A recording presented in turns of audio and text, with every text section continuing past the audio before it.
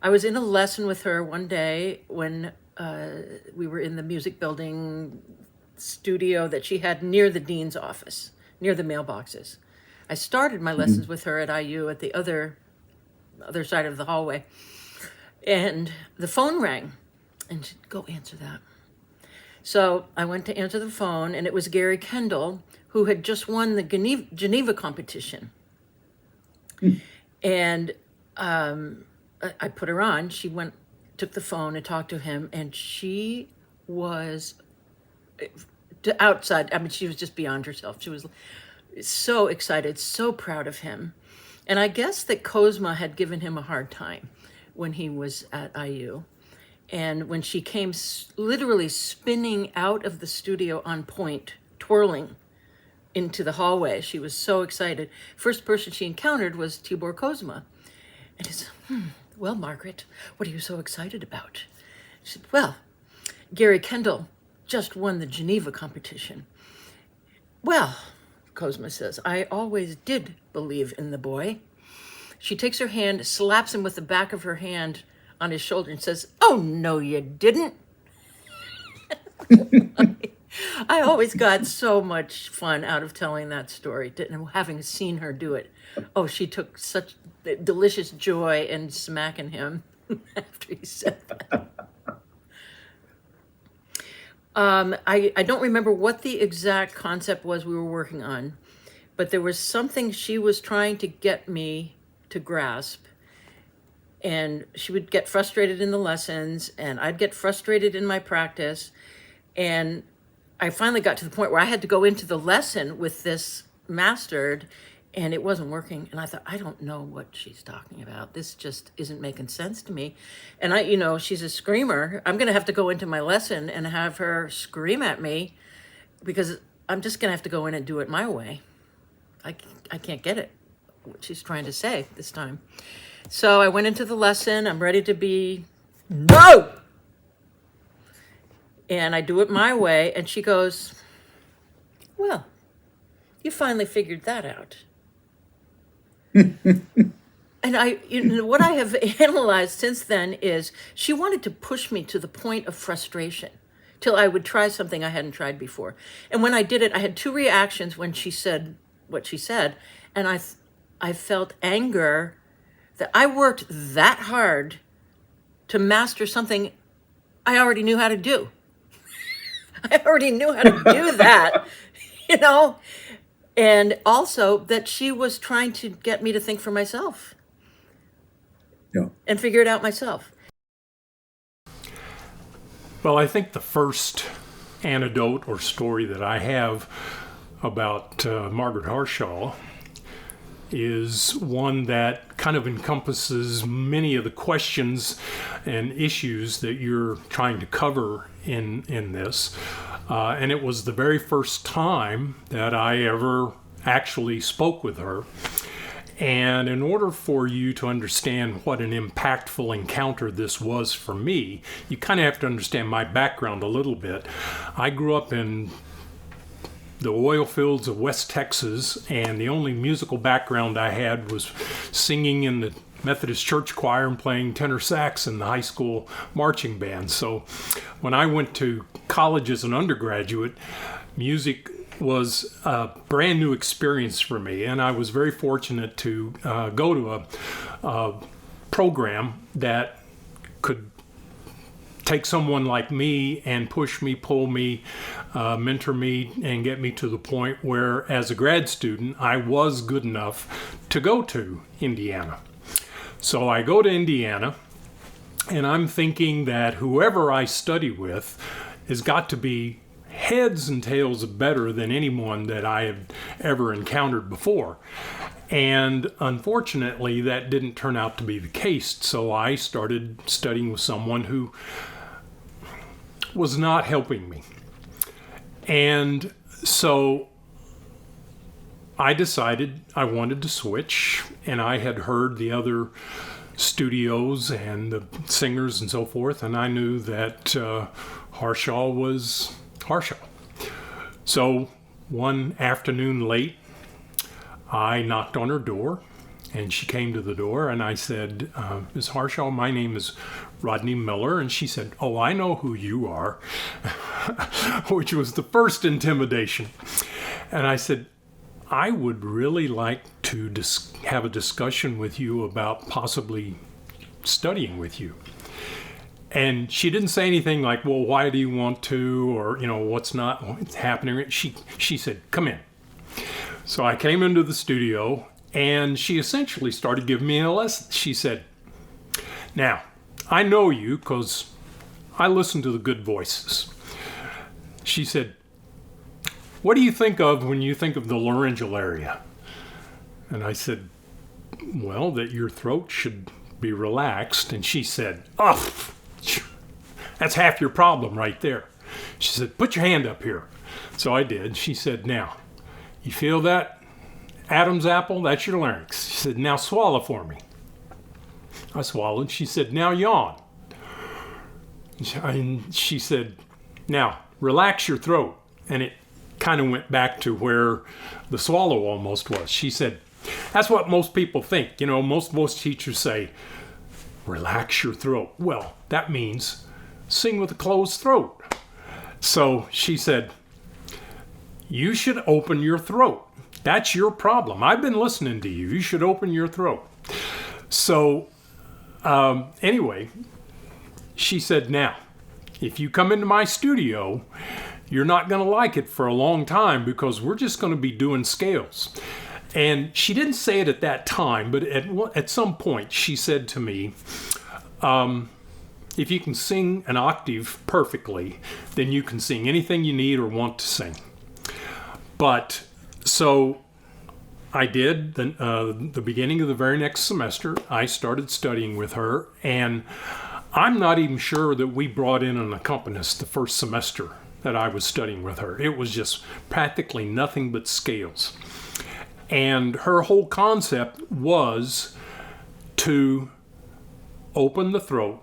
I don't believe she ever said to me pear-shaped tone, but the concept that she was talking about was nice, full, open throat, which meant a low larynx, and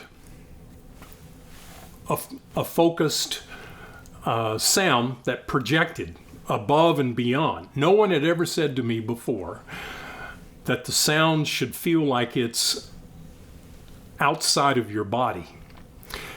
And certainly she talked about relaxation is a misnomer. She said it's not going to feel relaxed. It will be relaxed. But she said, tell a ballet dancer that their legs are being relaxed whenever they're stretching out their muscles. She said that's essentially what you're doing with your throat, to try to get the throat open. But to do it within the concept of keeping the placement of the tone even and forward, straight and so forth. So that's basically what we worked on the whole time that I studied with her, getting my throat more open, more relaxed, open and full, and getting that tone not just forward, but consistently in the same placement. She called it bel canto. Now, I don't think that there's a lot of vocal pedagogy literature that talks about bel canto in that sense, but her definition of bel canto was just beautiful singing. That's what you have to do. And of course, one of the things that she was very adamant about and poo-pooed was, I don't ever want to hear you say you're teaching the Harshaw method. It's not the Harshaw method. It's just beautiful singing. I don't think it's any secret that she was a larger-than-life personality. When I was studying with her, she had a soprano one year that came in second in the med auditions. So the next day, I had a lesson with her, and she was in a really foul mood because she was convinced that her soprano should have won the med auditions. It's all politics. So the next year rolls around, and she had a tenor who won. And I go to my lesson thinking, well, I wonder what she's going to say this time. So I went in and I congratulated her on her tenor winning the Met auditions. And you know what she said to me? She got a big smile on her face and she said, "It's politics." She was many things, but a hypocrite she was not. The biggest memory I have was when I drove her to Indianapolis to see Michael Talley sing in La Traviata. And it was nerve-wracking enough just driving her to Indianapolis. But we made it to the theater, and in the theater, they had steps that one was long, one was short, one was long, one was short. And as we walked in, she fell. She fell down and I fell on top of her like this. I was on her legs. I got up quickly and I thought, all of you guys, were going to kill me because I killed her. And all these men came to try to help her up, and she said, "Leave me be. I know how to do a stage fall." And she got up, and we sat and giggled through Traviata because she would say, "Does your knee hurt?" I'd say, "Yeah, it does." And she thought that was the funniest thing. So, through that very mournful overture, we were giggling.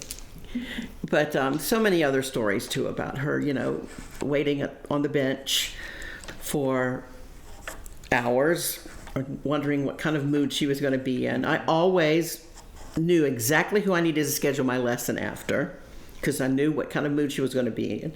It's going to either be Michael Sylvester or Kevin Langan. So, and there's so many other things. I think one of the ones I remember, several things I remember, when I first got to Indiana, I failed my first jury. And those chairs on the side of the studio opposite the piano, she said, "Come sit here next to me." And she said, "The only way to get to the top is to be at rock bottom. You're at rock bottom. Now let's work." Wow. And then when I came into one lesson, she goes, "So, which of your many voices will you sing with today?" I just let it roll off and and do the best work I could. But there are many legendary stories about her, and but my favorite was taking her to Indianapolis and almost killing her. My first meeting Ms. Harshaw was not in Bloomington like a lot of folks. There were a couple of folks in Georgia, a conductor of the Atlanta Symphony and general director of the Augusta Opera, who heard me as a young singer. I thought I was all that, and they said both, it was very interesting, "We've got to get you to Margaret Harshaw, and you should study with her at Curtis." And so I flew to Curtis, and this woman comes out of the staircase, and I go, "What is this?" I mean, she introduced herself, and I went in and sang literature I had no business singing at that age, but she came back out and sat on a bench. Funny how Harshaw always had a bench, right? Even in Philadelphia. And she said, "Well, you're just not ready for Curtis." Curtis at that time was a finishing school for singing. She said, "However, would you consider the other place I teach at, which is called Indiana University? It's in Bloomington, Indiana." And I didn't even ponder. I said, "Yes, I would love to come out and study with you." And she said, well, I'll set it up for you. And that fall, that's how I got to Miss Harshaw. And the IU students will remember the cattle call auditions that were the first Friday night and Saturday night. So she wanted to give me a lesson to get me ready for that first. She asked me if I knew Oasis und Osiris from Magic Flute, and I said, "I do." She said, "Good, bring that into the lesson." So, and this is interesting to me pedagogically, because the first question she asked me, this is how profound it was. She said, "Tell me everything you know about your technique at this time from your undergraduate school." And I proudly revealed the tropes that I'd been taught and so forth, and she listened and she nodded, and then she kind of looked down at the floor and she looked back up and she said, "Well, you can forget about that shit." And honestly, I felt like the rug had just been pulled out from. I felt like I know nothing. What am I doing here at this world famous music school when I'm bereft of information? Well, to show you about her, I think the first lesson we spent about 2 hours together. It was a Saturday morning, and she just went at me. And the first thing she talked to me was larynx position. She said, "Do you know where your larynx is?" And I said, "I think it's right here." And she said, "When you sing, should your larynx go up or should it go down?" And I said, I really didn't know the answer, but I said, I think down. She says, "That's right." But I said, my teacher, his technique was as a low bass. She said, he would say, the higher you go, the lighter it should be. See, he would always say, sing like a tenor, sing like a tenor. And she just shook her head and she says, no. And so we must have worked that first interval in OEC, C to F, OE. We must have worked that for 30 minutes until I figured out, the larynx goes down to accommodate the higher. So that was the first big technical aspect of that. Then another thing happened very quickly, and this is on a personal level, and this is where I'm so grateful. At that time, in 1975, fall of 1975, she was teaching like 4 weeks in Bloomington and 2 weeks at the Curtis Institute back in Philadelphia.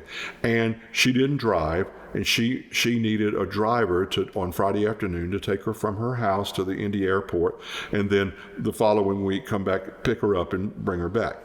And she would give me, it doesn't seem like a lot of money now, but on Friday afternoon she would pull out her purse and she would give me a crisp $20 bill, and I would take her to the airport, and then when we get back a week later or 3 or 4 days later, and she would pull out another crisp $20 bill. So she fed me basically, and of course, the real jewel was not the money that she so graciously offered me, was that I got her by myself for an hour and 20 minutes between Bloomington and Indianapolis Air. And so we talked about everything you can imagine, life, love, music. She told me all the stories of the old Met, and that's where we personally bonded. So I had the admiration for her technique that was instantaneous, and then I found out about this extraordinary woman, and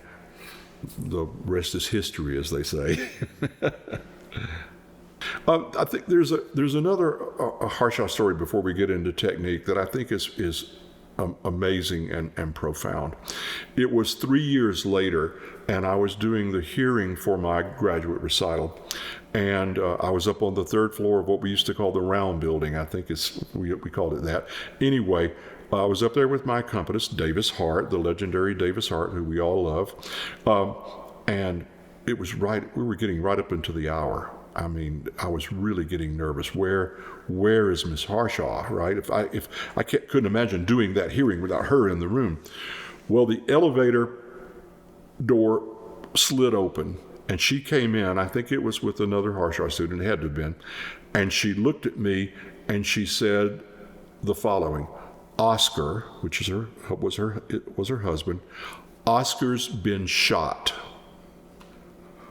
And I was, what? And she said, of course, this is Margaret Harshaw. She said, you get in there and you sing like a bird, and then you take me home. I said, yes, ma'am. And so I went in there. I just sang, whatever they asked for. I sang my program and everything. And she sat back there with her husband with his head bandaged at their house from a bullet wound, singing every pitch that I had, every note, I did a Baroque piece with what we used to call roulades, right? And she was bouncing her head with everyone. She was totally in that moment with me while her husband was suffering. Well, we finished. We got in the car. I must have broken every speed limit in Bloomington, Indiana. took her to her house and helped her to the front door. The front door swings open, and there is Oscar, literally with a bloody bandage around his head. And literally, Miss Harshaw fell back in my arms. And she was a large woman. So here I am. I got a wounded husband. I got almost a fainted voice teacher. And I get Miss Harshaw in a chair. I calm Oscar down. I get water poured. I get everything. And I stayed with them until, I don't know, somebody else came in and took over.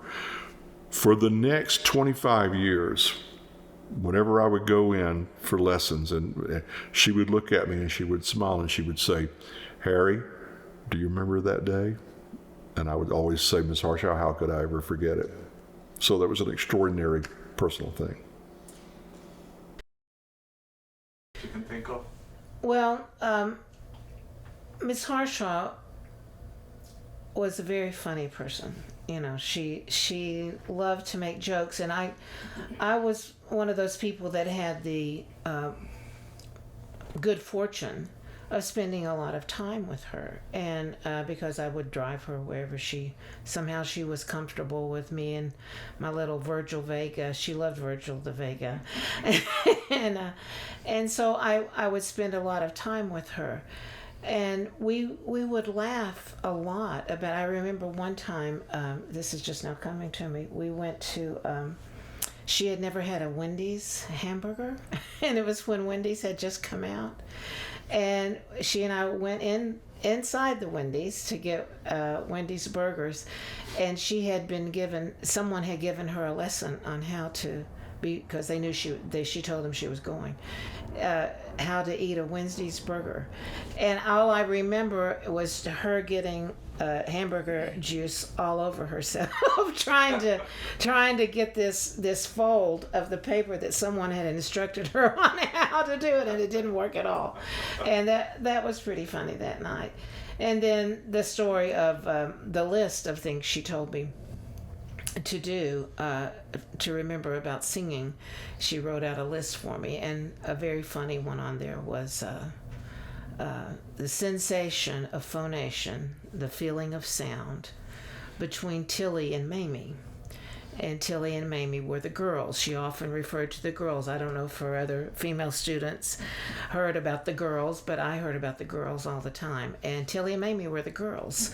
And that was the sensation here of the feeling of sound here in your chest. So that, and she had written in parentheses, "Ha ha ha, I'll buy tickets."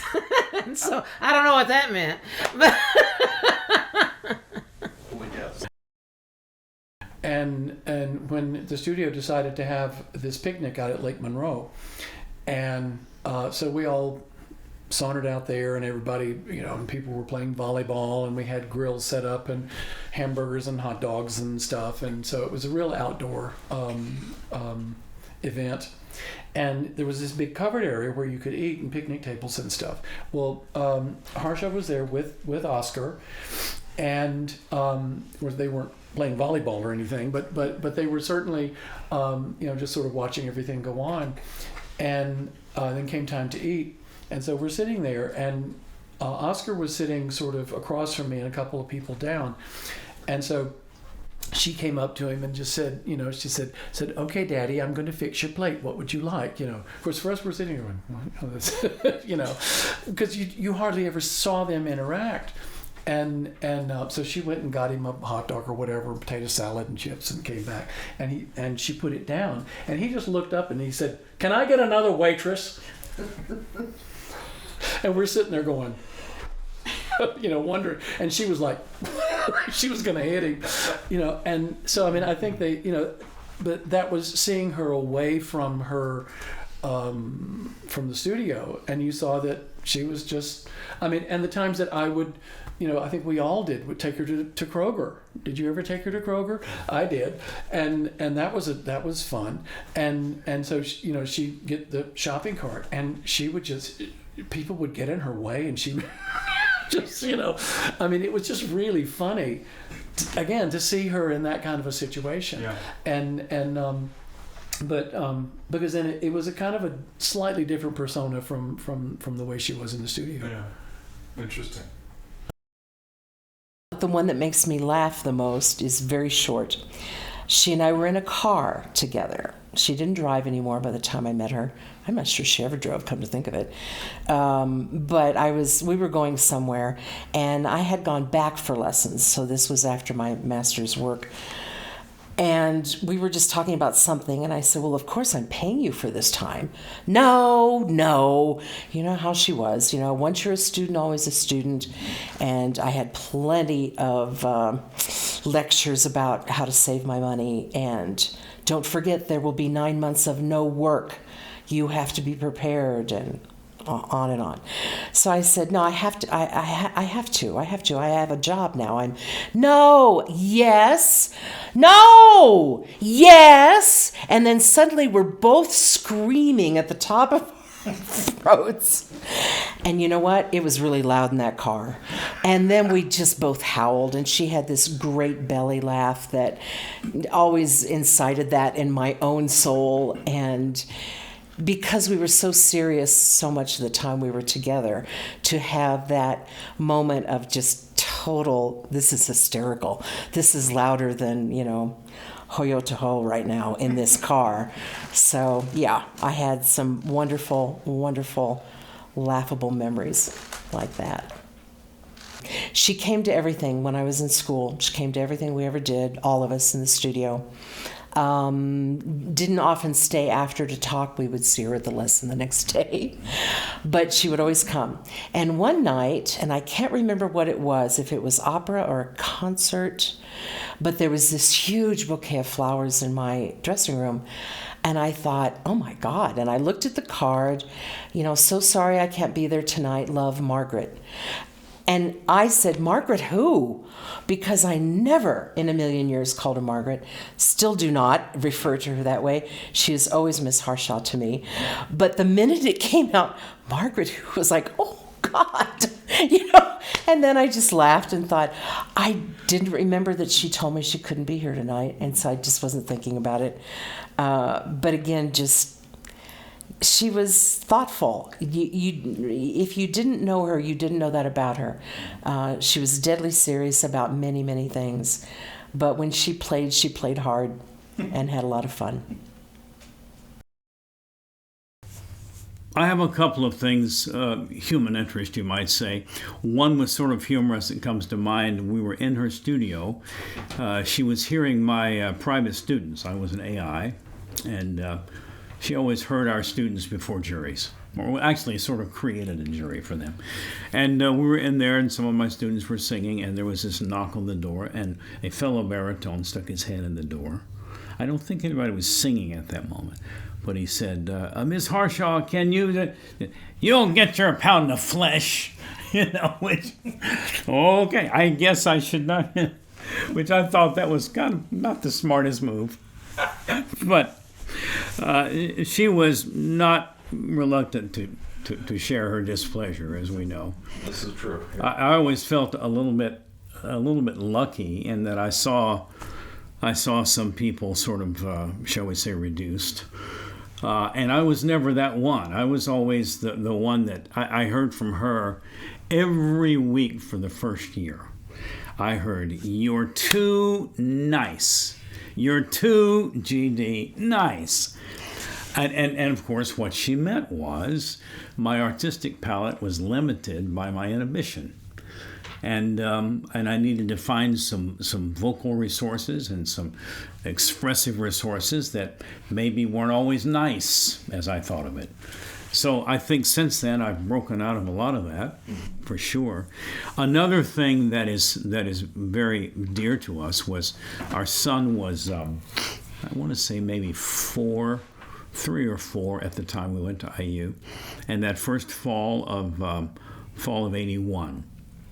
We went to the Eichner Harshaw home for Halloween and trick-or-treated there. And she yelled at Oscar, and Oscar yelled back, and came out with a tin of animal cracker cookies, that metal tin, which is at this moment, all these 40 whatever years later, in our freezer with some coffee beans in it. Wow. and we've kept it. I'm sure there's lead on everything, but so we have that Barnum and Bailey cookie tin in there. That's fun. But there were things like that. She was, she'd want a chocolate milk from the place across the street, so I'd run get it. That kind of thing. One more thing that just crossed my mind that I had not thought of. She, and this is in the human interest category, I guess. I don't remember when the aria I was working on, and Davis Hart was playing, Davis, and this was probably during the time when I was being told every day that you're too nice, and it might have been the aria from Wuthering Heights. I forget, but she said to me, leer at me. I had okay. Now what do I do? Like, I have no idea what kind of face I may have made, but my acting skills weren't at that Jedi place, but that was a challenge, because not just so I could be a better actor, but my intentions as an actor would affect the way I sang. Obviously, we know those things, yeah.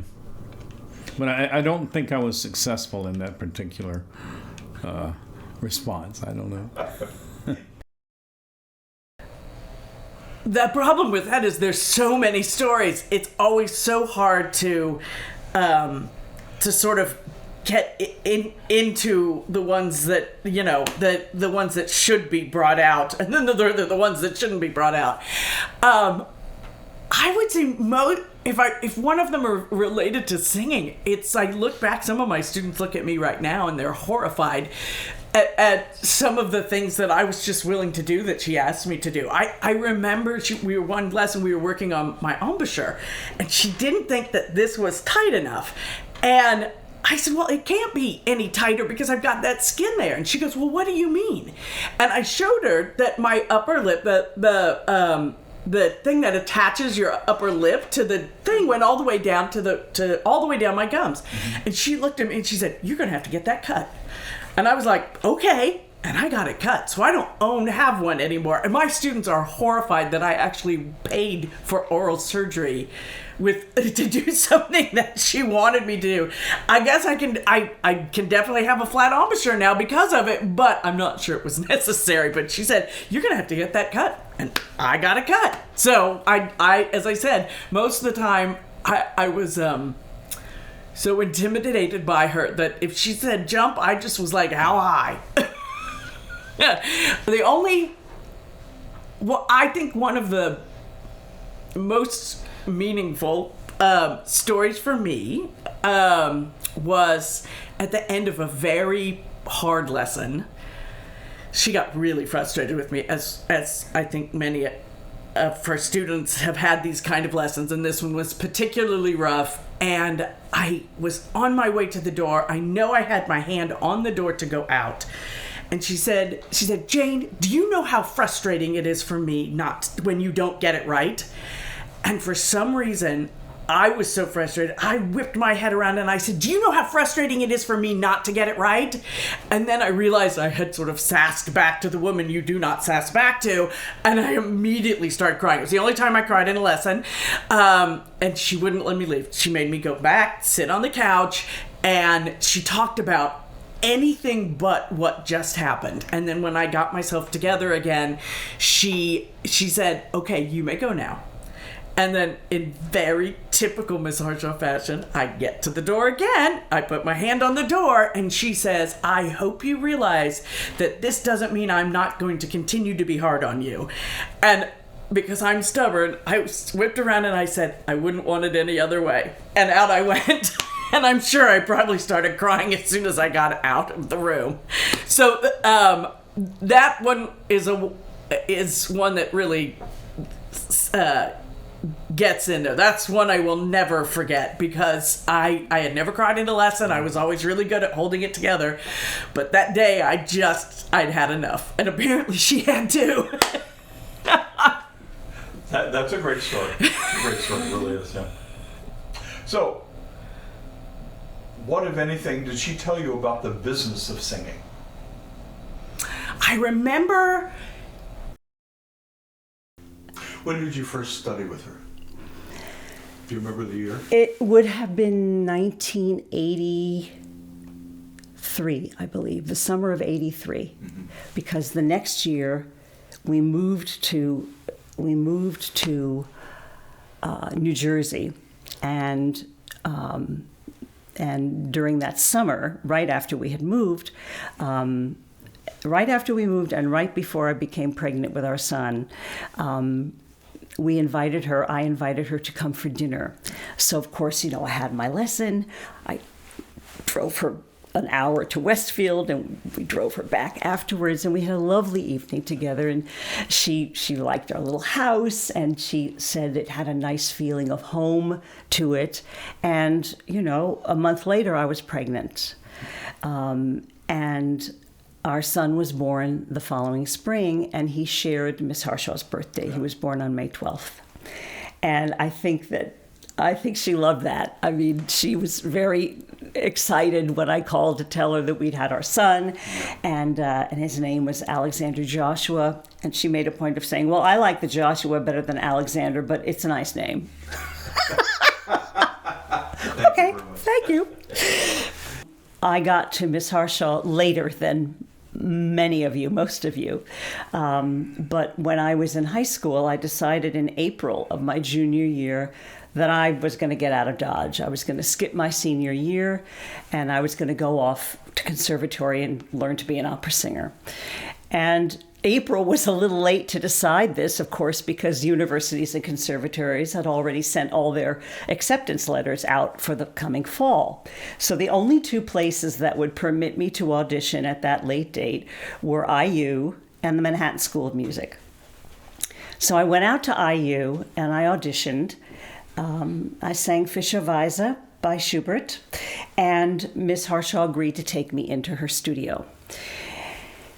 And I decided to stay in New York for, I think I was just sort of chicken to leave town because I'd grown up, I was the daughter of New Yorkers back many generations, and I thought, well, I think I'll just stay here. So, okay, fine. I go to the Manhattan School of Music.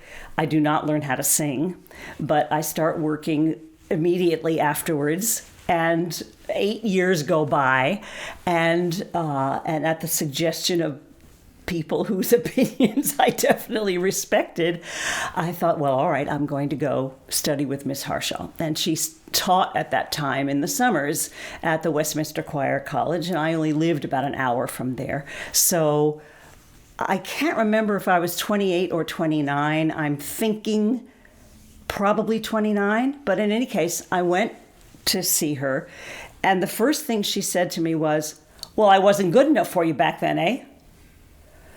And I thought, oh dear, maybe this was a mistake. And she was very nice after that, but she just wanted to remind me that she hadn't forgotten. Well, I'm lucky that I managed 4 years with her. I can't say that there lots of my brain somehow isn't wired to remember whole stories, though I know she told me plenty. But I have memories of experiences that she had as a younger singer, even during her career. I mean, she was even though she wasn't in the business anymore, so to speak, she was only teaching. She was very opinionated about the singers who were singing, and when she'd come to see me sing at Lyric Opera of Chicago, she'd want to talk about the other singers who she heard, and that one is no good, or well, this voice is very good but not being used well, or which of course as a teacher and with her ear, oh my gosh.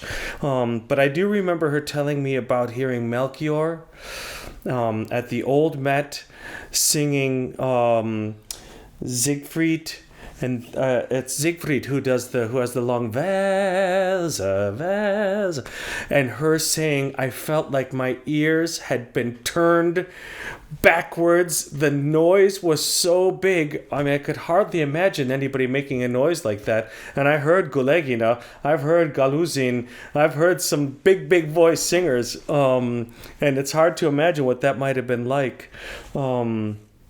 I remember her talking to me about Sutherland and telling me that Sutherland was looking for a more of a Wagnerian kind of career in the beginning of as she started, and me thinking to myself about these Lucia and the all these things where she's just tripping off these E's and E flats, and I'm studying Beatrice di Tenda right now and listening to Pavarotti and Sutherland and thinking how easy her high E is, and thinking, how is it possible this woman ever wanted to be a Wagnerian soprano? But what I heard, the thrust of what she was trying to say to me wasn't so much that she was made a career switch. It was more that the voice was big. It was a really big voice. I never got to hear Sutherland live. I was lucky enough to hear Pavarotti quite a few times, and also Domingo. But like that. It was just an interesting way, because in the beginning of my career, I was singing more things. All the bel canto stuff was my stuff, and still is my stuff. But I'm moving slowly away from it. But it was just interesting for me to hear that that idea that just because you're going one direction doesn't necessarily mean, and just because your voice does a specific thing doesn't mean it's small. And her point was that the voice was big, and she heard her singing like I don't know, I want to say Lohengrin, like Elsa, or what's her name, Elsa, right? Yes. Like she heard it and thought it was great, but she was moving a different direction. Anyway, it was just interesting for me to think of that sort of thing. I know that she told me that she knew she was going to be a soprano even when she was a mezzo, which I thought was interesting, because I don't feel like that's always readily available. And even for somebody like yourself, Michael, I mean, having started as a baritone and moved to a tenor, I mean, somebody had to say it to you, even if in somewhere inside of you might have been thinking that there was a possibility. I always found it interesting that she knew from the start, or her teacher knew from the start, this is where you are now, this is not where you're going to end up. You're definitely going to end up, and of course, she was a soprano like Gangbusters. But she was a mezzo like Gangbusters too, which is interesting. And I liked it. She used to tell me stories about how she would, because she was quite a good pianist, even at the end. And I didn't meet her till she was 83-ish or something, and she could still play everything, and which I found incredible, especially because I could barely play anything, and so, which is okay. But and talking about singing with her sister, and having to perform for when guests would come over to the house, they'd have to sit and play and sing, and just like what a great experience that is as humans, to sit down and hear a concert, and even with them as young amateur singers before they became, well, the sister didn't go on to a career in music, but before she became who she became, this is, I feel like in a way it's a little bit of lost art, my oldest son plays the piano, and I'm sure if I prevailed upon him to come down and play for you, he might do it, but it wasn't like this is what's going to happen. When Mr. and Mrs. Johnson arrive, you're going to sit down and you're going to give us a little concert, and that's what they did. This is very cool. So I know she told me lots of stories about different singers and different conductors and directors and people she worked with, and people who argued and people who fought and people who had affairs and all these things that we discover in our tiny little world. I'm sure that I don't imagine that this is a singular thing, but of course, I was generally the last lesson of the day for her, and it was very often that my lesson would last 6 or 7 hours, and we wouldn't sing the whole time.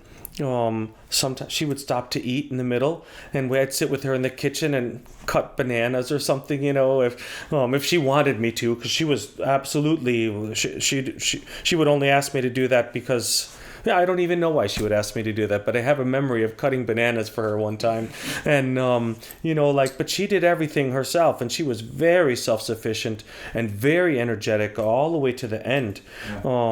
And I found her to be tireless and in her search with me anyway to help me find this voice. And nobody knows when they're going to go, but there's a I know she knew she was closer to the end than she was to the beginning, and she wanted to make sure that I got as much of it as I could.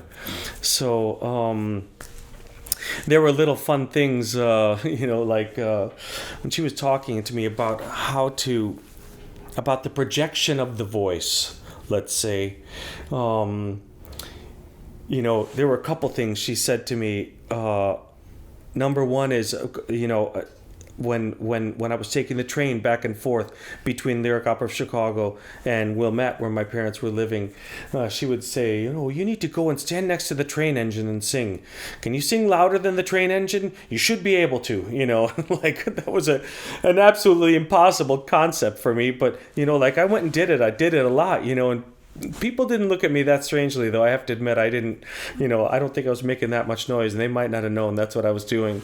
But it was very cool, just a way to understand that I need to produce a sound, and not just yelling, but that the sound had to have the focus that she spoke about so often in order for it to penetrate the noise of the train engine.